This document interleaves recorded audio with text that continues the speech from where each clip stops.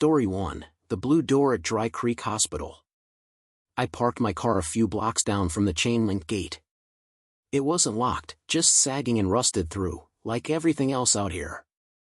The rain had picked up, just enough to hiss on the windshield and blur the outline of the building in the distance. Dry Creek Psychiatric Hospital didn't appear on any modern GPS. You had to dig through old fire department maps to even find a mention of it. Most people in Harrisburg thought it had been torn down after the fire in '92. But it wasn't. It had just been forgotten. I'd been here once before. Years ago. I don't remember why. The gravel crunched under my boots as I crossed onto the property. The building loomed ahead, 4 stories of rot and quiet. Windows either broken or blacked out with mildew. I clicked on my flashlight. The beam cut through the mist just enough to see the old sign above the main entrance. Dry Creek State Institution, EST 1923. Most of the lettering had peeled off, but that part always remained. Like it didn't want to be erased.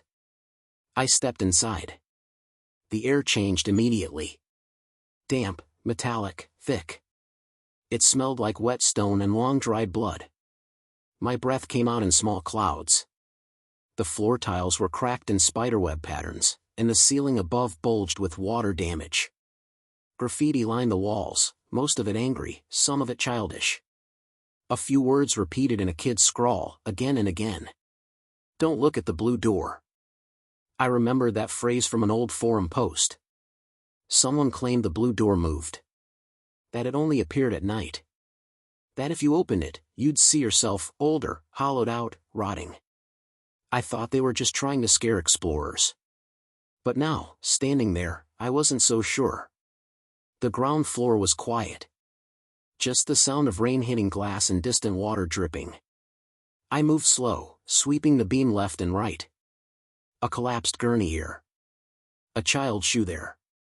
My recorder dangled from my jacket, already running. I whispered a timestamp. 11:42 p.m. Entering west wing of Dry Creek. The hallway narrowed. Doors on both sides. Some torn off their hinges. Some barely cracked open, revealing the insides of forgotten rooms, torn mattresses, rusted bed frames, one with a stuffed rabbit nailed to the wall. I paused at that one. Its eyes were missing. And then I heard it. A breath. Not mine. It came from behind the cracked door across the hall. Just a short inhale, sharp and low, like someone waking up. I stood frozen. "No one's here," I muttered. "Building's empty. Wind plays tricks." I didn't go in. I kept walking. The east wing was colder. The kind of cold that feels like it's underneath your skin. I passed a nurse's station, its counter splintered, phones ripped out by the cord. On the wall behind it, someone had painted a crude human figure. Tall. White eyes. Blue coat. The flashlight flickered. "No. Come on," I hissed, shaking it. The light returned, dimmer than before. I reached the end of the hallway. And saw it. A door. Painted blue. Not dusty or mold-eaten like the rest. It looked fresh. Like someone had painted it yesterday. Glossy even. There was no room number. Just a small brass handle. Cold air leaked from beneath it. I stood there, staring. My ears rang. No noise, but the pressure, like the air was holding its breath with me. The recorder at my chest crackled. Then played something I hadn't recorded. My own voice. Softer.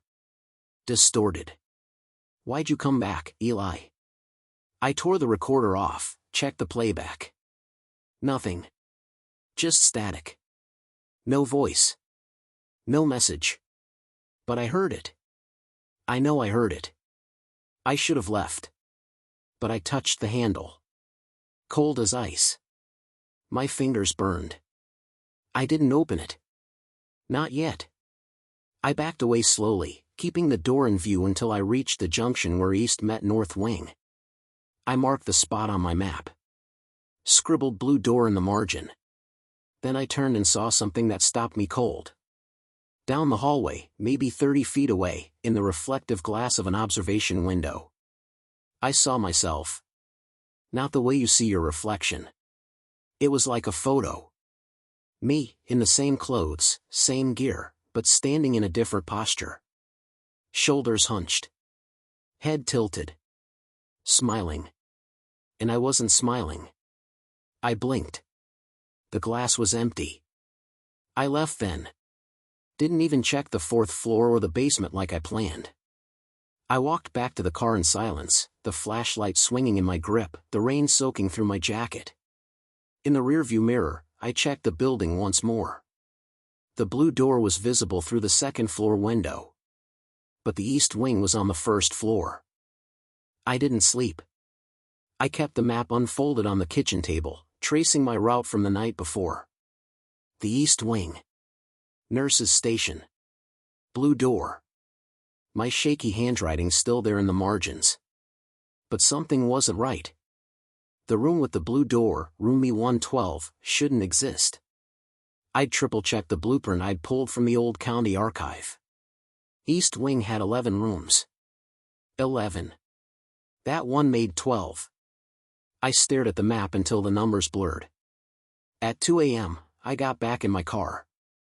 I didn't want answers. I wanted proof that I hadn't gone crazy. The building looked the same. Dead silent. Rain gone.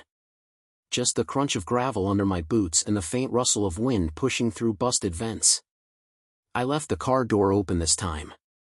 Just in case. The entrance groaned when I pushed it open. The smell had thickened, almost sour now, like wet drywall and rotting cloth. My flashlight behaved for the first 10 minutes. Then it dimmed, flickered, and steadied again. Almost like it was being warned. I didn't speak this time. No timestamps. No commentary. I just walked.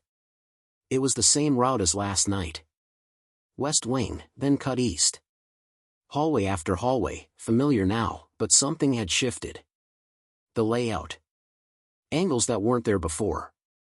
I reached the nurse's station again, and stopped. There were 2 blue figures on the wall now. Identical. One on each side of the station window. And under them, smeared in black. Remembered yet? I kept moving. I should have hit the blue door in 3 turns. But the hallway looped. I passed the same collapsed water fountain twice. Same fire alarm, dangling by one screw. My steps echoed back wrong. Slightly delayed. Like someone else was following at a careful distance. I muttered to myself to stay grounded. It's just layout confusion. You're tired. You didn't eat. But then I saw it. The blue door. Not at the end of the hallway this time. It was in the middle of the nurse's rec room. Right where the couch had been the night before. My hand shook as I raised the flashlight. The beam hit the door's glossy paint and slid off like water. I blinked. And then something shifted. The handle turned on its own. Just a twitch. Just enough to whisper metal against metal. I backed away. I didn't turn and run, I wanted to, but something told me never to show my back. I pulled the map out of my jacket, unfolded it again. The rec room was clearly marked. A large open square. No connecting doors. But now there was one. A blue one. And it was opening. Just an inch. Just enough for darkness to pour out like ink. I saw nothing inside. Just deep, unnatural black. The kind that swallows the light before it touches anything. My flashlight beam stopped dead at the threshold, like the darkness was pushing back. The recorder at my chest clicked. And played a sound I hadn't recorded. A flat line. Followed by, "We missed you, Eli." My stomach dropped. That voice was mine. But wrong. Slower. Older. Almost drugged. The door opened wider. And I saw someone standing inside. Facing the wall. gown hanging off one shoulder. Hair matted. Bare feet. Shoulders twitching with each shallow breath.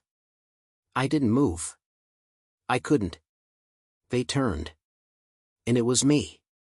Not a reflection. Not a double. Me. But, unwell. Sunken eyes. Yellow skin. Lips stitched with thin medical thread. And 4 line dangling from a bruised arm. They reached out slowly.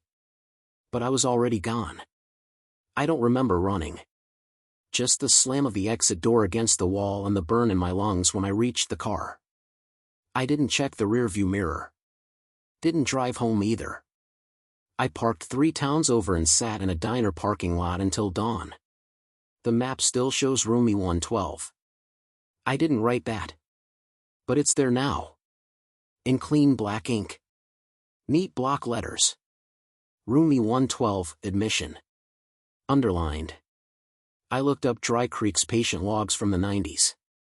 Most were redacted or missing. But one name showed up on a police intake form after a riot in '93. Moreno, Eli. Admitted for observation. Self-inflicted wounds. Episode at crash scene. Delusional behavior. Discharged, blank. I called the hospital records office. Tried to explain. Tried not to sound insane. They told me Dry Creek closed in 1992. That it had burned down after an electrical fire. No building left to explore, she said. Then what the hell did I walk into? And why is there a hospital wristband in my jacket pocket? It says, E. Moreno.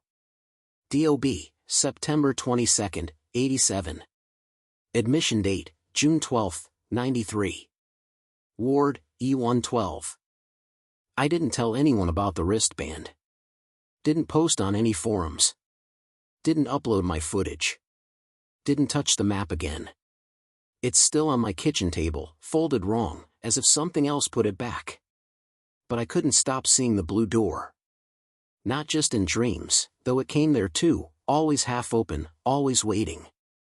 I started seeing it in reflections. Store windows. Rear view mirrors. Once in the shimmer of boiling water. A door. Too tall for the frame. Glossed over like it's still wet. And behind it, movement. Me. Him. Still breathing. 3 nights after the second visit, I woke up in the hallway of my apartment building. I'd been sleepwalking again. Barefoot. My socks wet. Door still locked. But the map was in my hand. Unfolded. Marked in red this time. Come home. I fought it for one more night. Then I gave up. Something about the way the door looked in my bathroom mirror that morning, like it had always been there, told me I didn't have a choice. So I drove back to Dry Creek. No gear. No flashlight. No camera. Just the wristband in my coat pocket and the map pressed flat against the passenger seat. The gate had been torn down. Not by wind. By force. The main entrance was wide open, and the smell had changed. Less decay now. More sterile. Like bleach and plastic. I walked in without hesitation. There was no graffiti anymore. No broken furniture. No mold. The tiles were clean. The lights were on. Flickering. Dim, but on. No one was there. But it didn't feel empty. I moved like I was being guided. Or maybe remembered the way, like muscle memory. I didn't stop at the nurse's station. I didn't pause at the rec room. I walked until I stood before the blue door. Exactly where I knew it would be. In a dead-end corridor behind Ward E. No other doors. Just that one. And this time, it was already open. No blackness inside now. A hallway stretched beyond it. Long fluorescent lit. Lined with pale blue doors on either side. I stepped through. I heard nothing. No echoes. Not even my own footsteps. Somewhere above me, a speaker crackled. Patient Moreno. Please return to your room. I stopped. My mouth went dry. The voice was calm. Genderless. Practiced. You've been off schedule. That's not like you. The walls began to pulse with soft light, like a heartbeat. I kept walking. Past empty chairs, overturned medication carts, a cracked television playing static. Then, I saw them. Versions of me. One lying on a gurney. One pacing with bloodied hands. One curled into himself, eyes wide and unblinking. None of them acknowledged me. None even looked up. I felt something wet trickle down my cheek. Touched it. Blood. From my nose. I reached the end of the hallway. Room E112. I opened it. The room was not a room. It was a viewing theater. Rows of chairs facing a large observation window. On the other side of the glass, a single padded room, white walls smeared with old fingerprints and heel marks. Inside it, me again. Sitting. Smiling. Wearing the wristband. His mouth moved, but I couldn't hear. I leaned in, closer to the glass. And then my voice came through the recorder at my chest, distorted, metallic. You never left. The lights flickered and went black. When they returned, I was inside the padded room. The glass window was gone. So was the door. Just four walls. The soft hiss of white noise. And a mirror on the opposite wall, smeared and cracked. I approached it slowly. And saw only the room behind me. Not myself.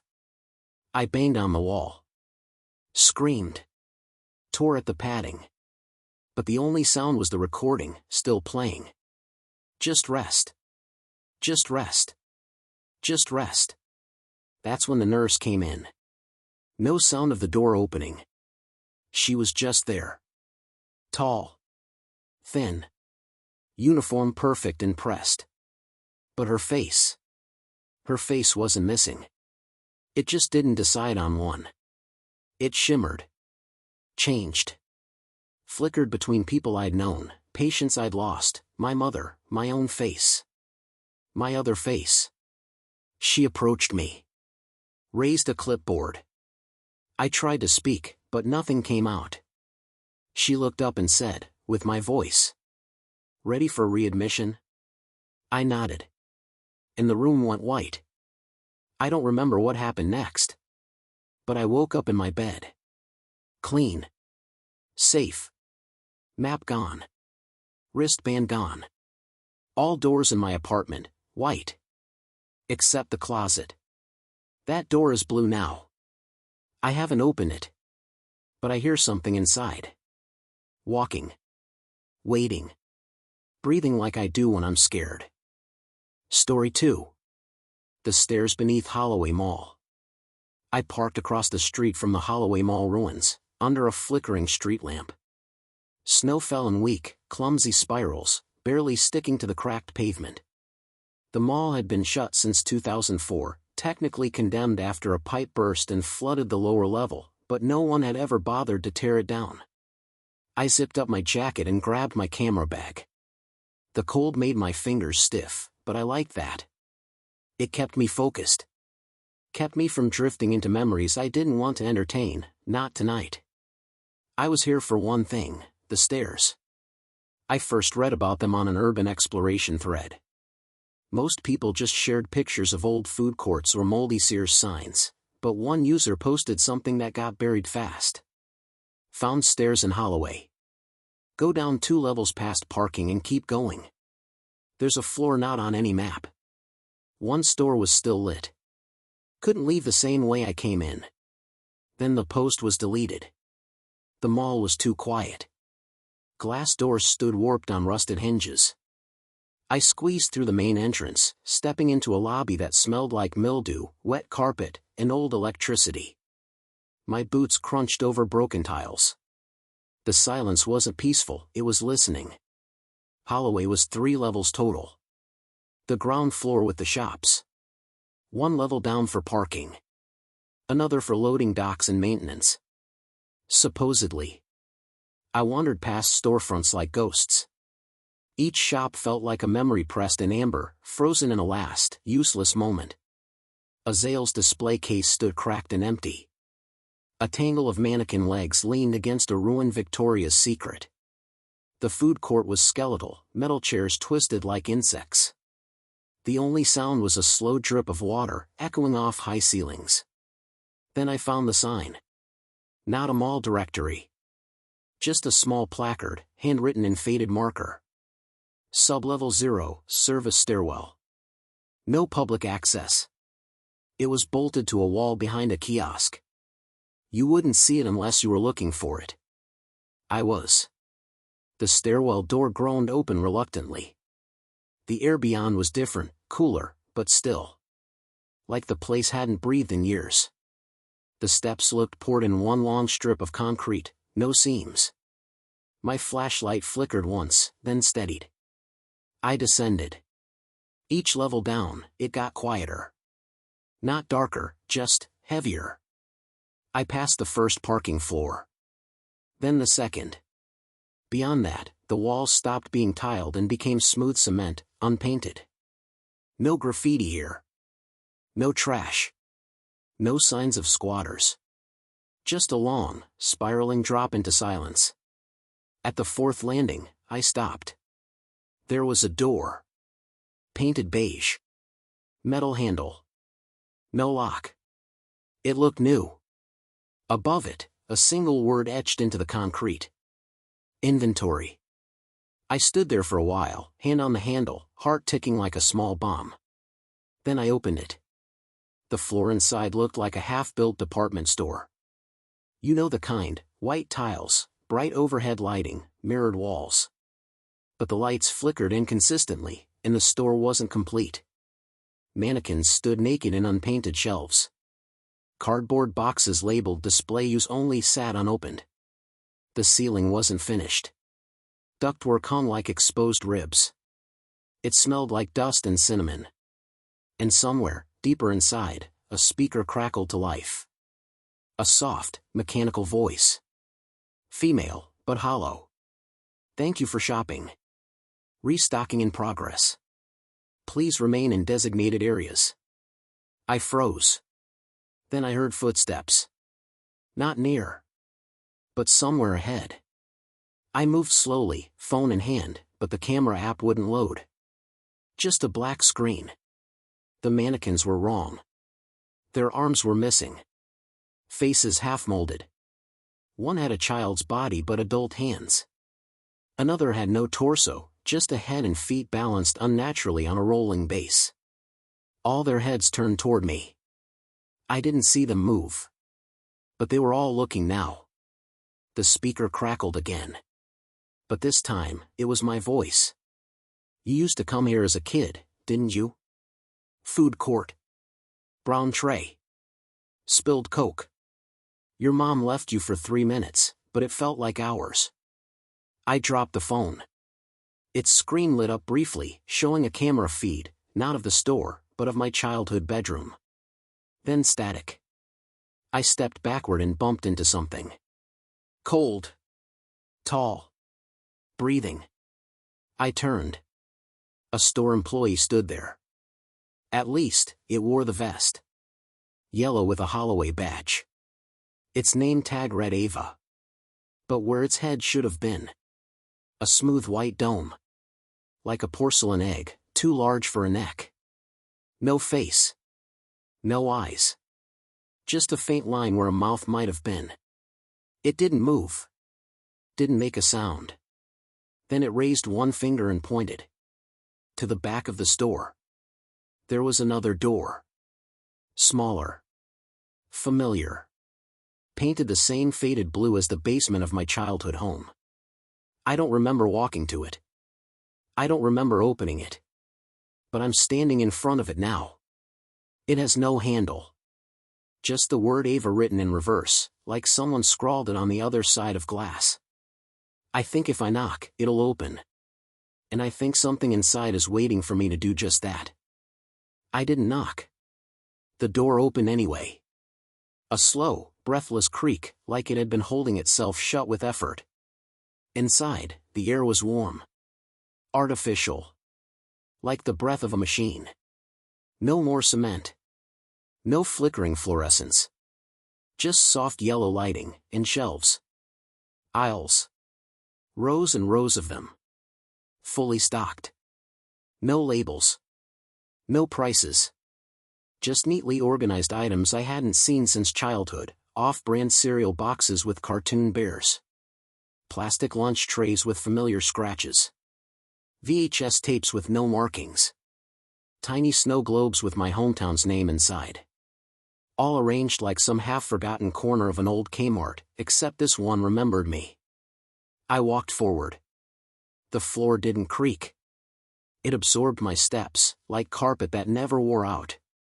The intercom whispered again. Aisle 0. Personal effects. Restocking complete. I turned a corner and stopped dead. The shelf in front of me held a line of Polaroids. Each in a plastic case. Each with the same blue handwriting on the edge, Ava L. The first photo was of my 8th birthday. I had frosting on my nose. My brother had his hand on my shoulder. The second was a hospital room. Me in the bed. 4-line in my arm. A nurse turning away from the camera. I don't remember that. The third. I couldn't even process it.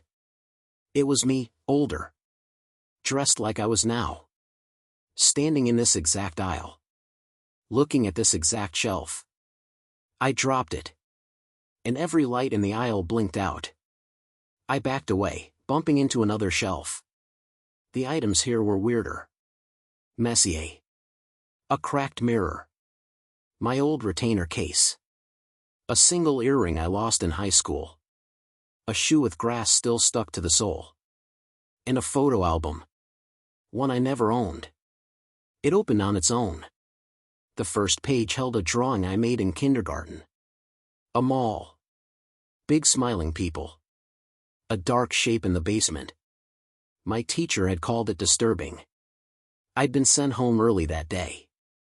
I hadn't thought about it since. I was about to close the book when the lights in the aisle clicked back on, brighter this time. Someone was standing at the end. Not the mannequin employee. Myself. Not a copy, not a reflection. Just me. Same jacket. Same bag.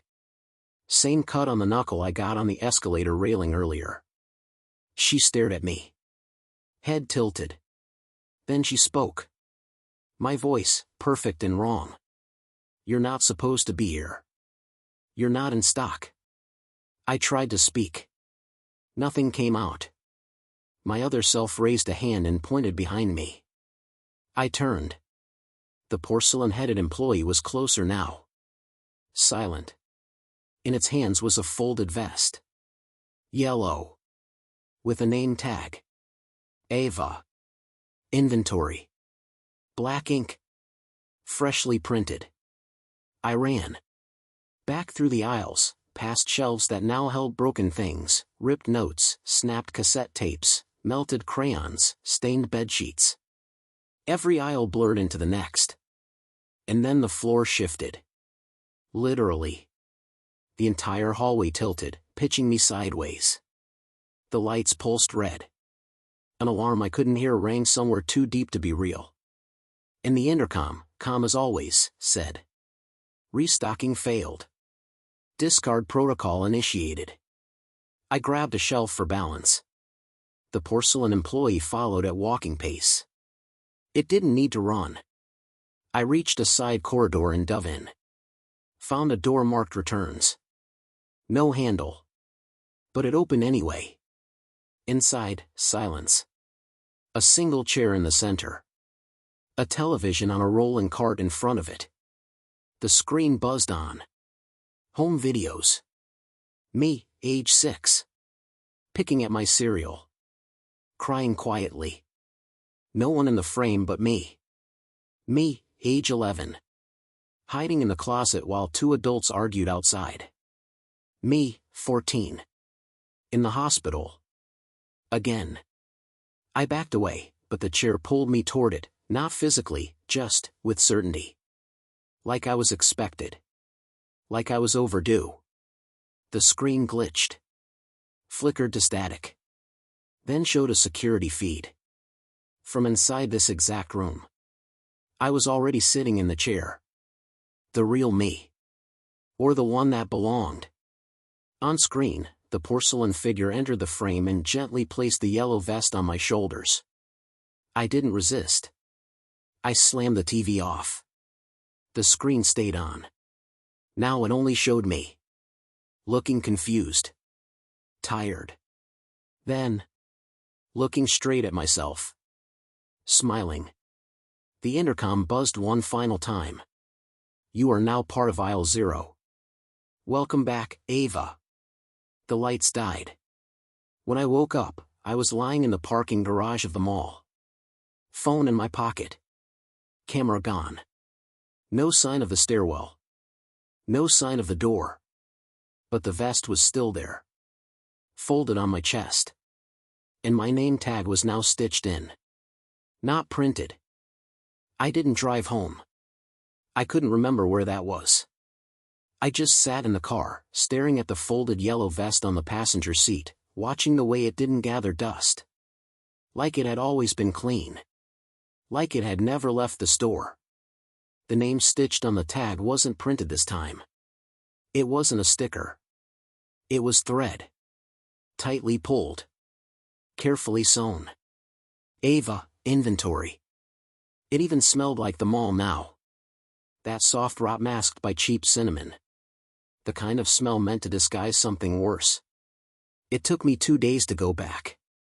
I told myself I was going to document what happened. Get proof. Maybe show someone. But I left the camera behind this time. I didn't bring anything. The mall was empty again. Silent. The flickering street lamp was out. My footsteps didn't echo. Even the air seemed thinner. I went straight to the stairwell. Door already open. The walls had changed. No longer bare concrete, they were lined with white slat wall. Retail panels. Empty hooks twitching slightly, as if recently unburdened. The stairwell didn't spiral anymore. It just went down. And down. And down. No more floor markers. No doors. Just endless descent. Eventually, the air turned warm again. A light glowed at the bottom, the color of old receipts. The room I entered was not a basement. It was a showroom. Everything I'd seen in the aisles before was here now. Arranged carefully. Like exhibits. My childhood books. My old boots. My broken camera from last week, even though I'd left it at home. And there I was. Behind glass. Sitting in the same folding chair. Vest on. Eyes dull. Breathing slow. I stepped closer. My reflection didn't match. The version behind the glass blinked. I didn't. Then she looked up and smiled. A tired, resigned smile. The glass fogged briefly as she exhaled. And words appeared in the condensation. It's your shift. A quiet bell chimed. I turned. The porcelain-headed employee stood behind a checkout counter. Motionless. Waiting. It raised one arm, palm open. Holding a badge. Plastic. Bright yellow. Employee of the month, Ava Lang. The porcelain face was smoother now. Smiling. Sort of. I took the badge. Not because I wanted to. Because it felt right in my hand. Like it had always belonged to me. Like I'd just forgotten. When I pinned it to the vest, the lights in the room shifted. Brightened. The mannequin figures from earlier now stood in neat lines behind me, like customers waiting. All faceless. All perfectly still. Except for one. A little girl mannequin near the back. Its head tilted. Its porcelain mouth twitched slightly, like it was trying to form words. Then a whisper across the intercom. She didn't wait for you. She just drove away. My throat tightened. I hadn't thought about that in years. The day my mother left me at Holloway. Told me she'd be back after one errand. She never was. The girl mannequin raised one arm. Pointed behind me. I turned. And saw myself. Again. In a neat red apron this time. Smiling broadly. A mirror version of me. But this one belonged here. She waved. Then vanished into the back room. The porcelain employee stepped forward. Slowly. Deliberately. Its hands hovered at my shoulders. Then, gently, it straightened the vest. It turned me around, so I faced the long wall of security monitors behind the counter. Every screen showed a different part of the mall. But there were no shoppers. No squatters. Just me, over and over, from different times. Different days. Sometimes younger. Sometimes older. Always looking. Always almost finding the stairs. My mouth moved without me meaning to speak. I've been here before. The porcelain figure nodded once. Then turned away. I didn't leave the mall. Not really. But I remember waking up outside again. This time, it was early morning. The sun barely climbing through frozen clouds. The vest was gone. But the badge was still on my chest. And taped to my dashboard was a new photo. A Polaroid. Of me. Standing behind the counter. Smiling. Beneath it, scrawled in that same blue ink. Now in stock. I haven't been able to enter any other malls since. The doors don't open for me. Even automatic ones. But I still hear the chimes sometimes. In my dreams. In power lines. In the static between stations on the radio. And once, during a photo exhibit I visited last month, a small speaker hidden in the ceiling whispered. Restocking complete. Please return to your station. And I think I will. Soon. Story 3. The well behind Ashridge Farm. I arrived just before dusk. The dirt road that led to Ashridge Farm was barely a road anymore, just 2 fading tire tracks through brittle grass, lined with tall, stubborn pines that hadn't moved in years. The GPS gave up a mile back. I only found the place by instinct. Not memory. Instinct. The sun hung low behind a smear of cloud. The wind carried the dry, metallic smell of coming rain, and the trees all leaned a little east, like they were watching something. Ashridge wasn't much, one sagging farmhouse, a barn collapsed in on itself like a crushed ribcage, a leaning windmill, and farther back, though I didn't know how I remembered it, the well. I parked beside a broken fence. Killed the engine. The silence was absolute. No crows. No crickets. Just the quiet of a place abandoned long before people stopped pretending it mattered. I stepped out and stretched my legs. Gravel cracked under my boots. The farmhouse door was ajar, its screen hanging by a single rusted hinge. Peeling white paint. Someone had once tried to keep it alive. They failed. I don't know why I came here. Part of it was work, sure, scouting old lands for possible wildlife rehabilitation zones.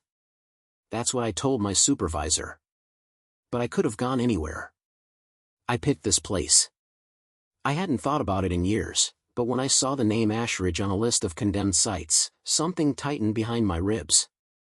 I felt a jolt, like déjà vu with a cold aftertaste. I remember coming here as a child. But I don't remember being here. Just one sentence in my mother's voice. Don't ever go near the well, Daniel. Not even in dreams. The inside of the house smelled like dust and would rot. My flashlight beam cut through the dimness, showing slanted floorboards, moth-eaten curtains, a shattered clock face stopped at 4:07. Time had collapsed here, but it hadn't left. In the living room, I found an old tape recorder on a side table. The kind with thick buttons and no label. I pressed play. Nothing. The kitchen was stripped bare. Cupboards open. A child's plastic cup sitting alone in the sink. In the corner, something else. A pair of small shoes. Pink. Faded. Untied. Left facing the back door. I stood there longer than I meant to. Then I opened the back door and walked into the yard. The grass back there was tall, unkempt. The orchard was a mass of gnarled trees that had stopped bearing anything long ago. I passed a rotted swing set, one chain snapped, the seat tangled in weeds. And then, through the tall grass, I saw it. The well. Stone. Round. Waist-high.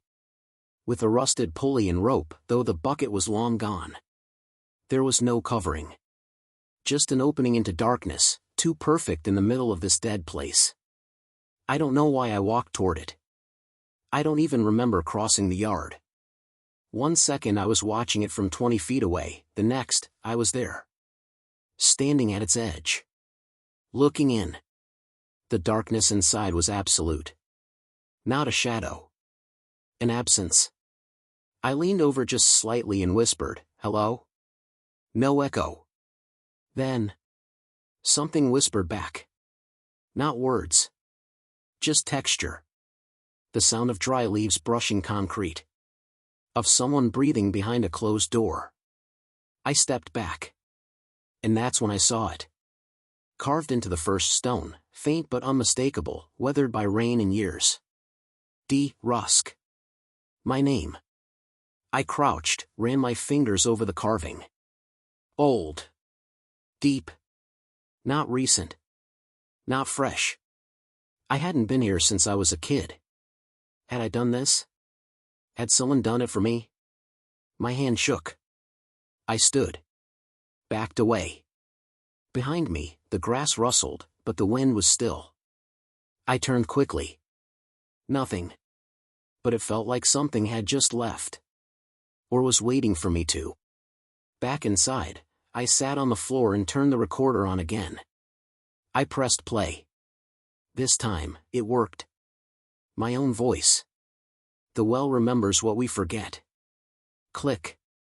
I don't remember recording that. I don't remember saying it. But my voice was steady. Calm. Almost resigned. I replayed it 3 times. Same sentence. Same tone. As if I had been explaining it to someone. Or reminding myself. I should have left then. Driven back.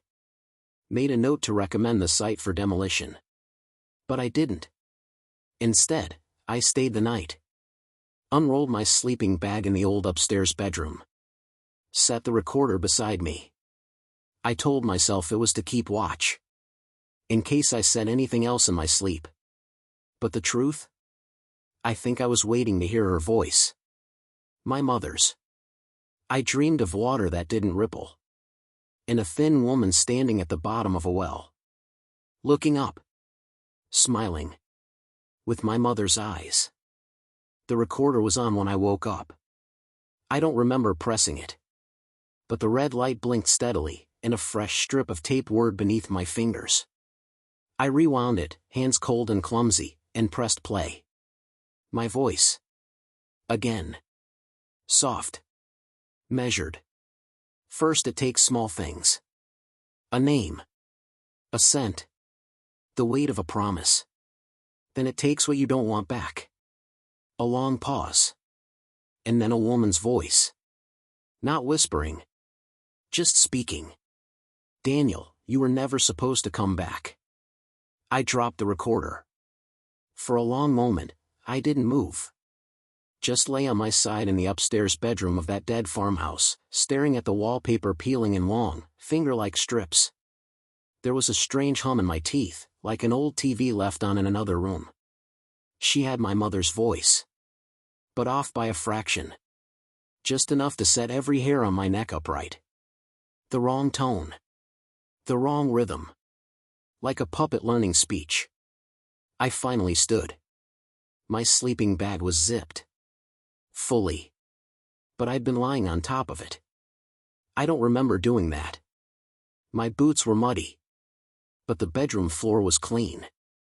I went downstairs. The kitchen window was open. I hadn't opened it. Outside, the morning light hit the trees in flat patches, casting shadows that didn't quite line up with their sources. I saw the orchard again. The collapsed barn. The well. And in the grass near it. A shape. Pale. Moving. Just for a second. Then gone. I opened the back door slowly. The breeze carried a faint smell now, earthy, sour, like something buried under damp wood. I stepped outside, ignoring the thudding behind my ribs. The path to the well felt shorter now. Like the land had rearranged itself while I slept. And the well. It was different. Not in shape or size. In presence. It noticed me. I stood at the edge again and looked in. Still black. Still silent. But this time, the surface shimmered. Like water in low light. And something was down there. Far below. Not moving, but visible. Shoes. Small. Pink. Faded. Just like the ones in the kitchen. Except now they were soaking wet. And beneath them, a set of hands. Long bent wrong at the knuckles. Palms up, as if waiting to be filled. I staggered back. The windmill creaked behind me, though the wind was still. And then I heard it again. Her voice. Clear. Soft. Familiar. "It's all right, Danny. You're just tired." I froze. "You used to nap in the orchard, remember? When the pears were sweet." I turned. Slowly. There was no one there. But the voice was closer now. Almost next to me. "You don't need to hold on anymore. Just drop it in." I ran. Not back to the house. I didn't trust it anymore. I ran for the barn, even though it had half collapsed. Something in me said that place was older, untouched by whatever had crept into the house and the land. Inside, the dust was ankle-deep. Shafts of light sliced through cracks in the wood, turning the space into a cage of shadows. I sat against the far wall. Shaking. Took out my notebook. Tried to write what I remembered. My mother's maiden name. Our old phone number. The name of the street I grew up on. I wrote them all down. Then I turned the page. And they were gone. Blank paper. Just lines. Like I'd never written anything. I flipped back. Back again. All the pages were blank. Except the first. In handwriting I didn't recognize. The things you forget are not lost. They are fed. There was movement outside the barn. I stayed silent. It passed. Soundless. No footsteps. Just presence. And then. A voice again. Not hers. Mine. I left her in the orchard. I didn't go back. I was just a kid. The recorder wasn't on. I wasn't speaking. But the barn was repeating something I'd said. Maybe years ago. Maybe last night. Something brushed past the window. A shape. Lean. Tattered. I didn't see its face. Only that its feet didn't touch the ground. After an hour, I left the barn.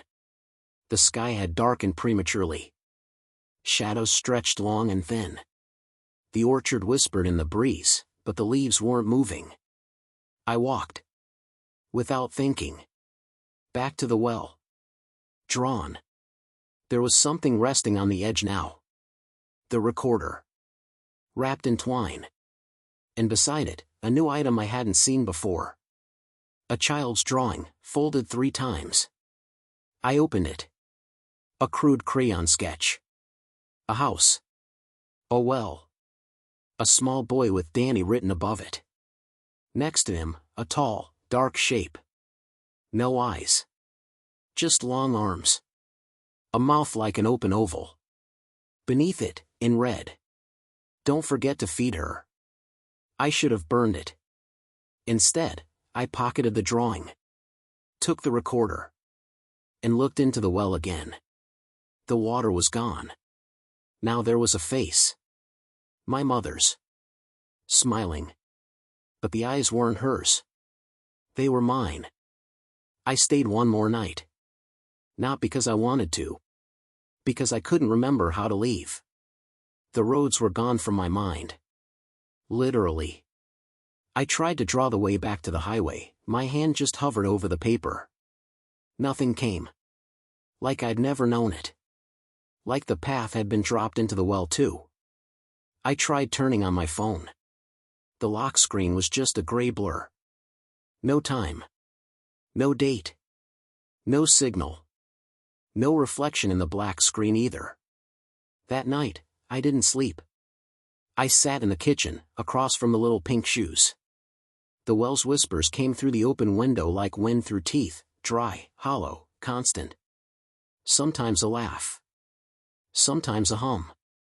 Mostly, it just said my name. Over and over. Always in her voice. But never quite right. Too perfect. Too rehearsed. Like memory turning rancid. Around midnight, the recorder turned itself on again. Click. Then a hiss. Then a new voice. A child's. I didn't mean to push her. I swear. She just stopped breathing. Silence. Mom said we never talk about it. Then the click of the stop button. I hadn't heard that voice before. But something in it ached behind my eyes. Like I should have known it. I found the journal the next morning. Under a loose board in the floorboards beside the cold fireplace. A child's handwriting. Sloppy. Erratic. Pages of drawings, stick figures, the well, the orchard, a tall figure without feet. Then, words. She sleeps if we feed her. If you forget things, she eats them and gets tired again. But if you remember too much, she climbs out. I kept flipping. One page stuck to the next with something dry and dark. And then, Danny came back. He remembers. She's going to wake up. I stared at that sentence for a long time. My name. But I hadn't written it.